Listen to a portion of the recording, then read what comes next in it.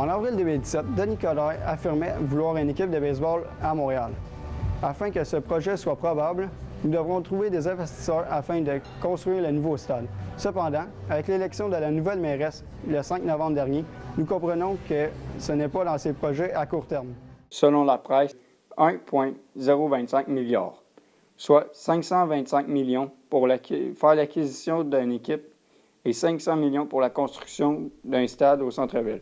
Ce sujet sera abordé avec Philip Merrigan. Les coûts estimés pour une nouvelle équipe à Montréal, on parle 1,5 milliard américains, donc on parle de 2 milliards de dollars canadiens, stade plus achat d'équipe.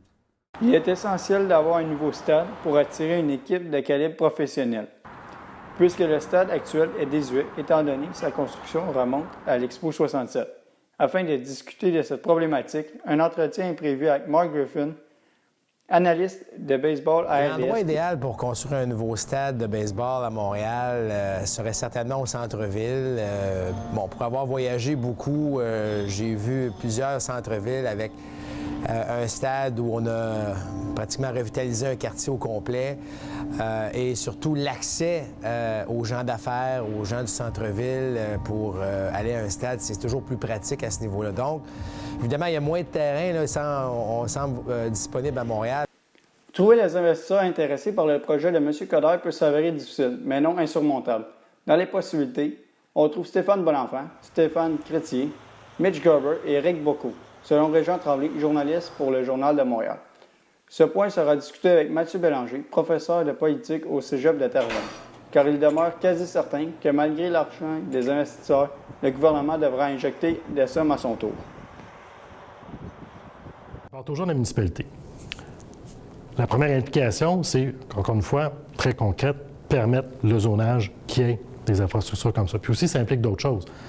Si j'ai un événement, si j'ai un stade ou un aréna qui est très utilisé, bien, j'ai besoin de transports en commun, probablement qui vont bien desservir cet endroit-là. Ça aussi, c'est une responsabilité de la Ville.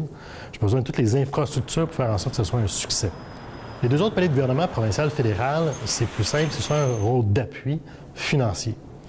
Il y a des budgets qui sont alloués pour l'infrastructure, développer l'infrastructure. Un responsable au ministère de l'Économie, de la Science et de l'Innovation, MESI, me répond par courriel que pour l'instant, aucune proposition ne leur a été déposée concernant un appui financier relatif au retour du baseball majeur à Montréal. Il est donc hypothétique de se prononcer sur ce dossier.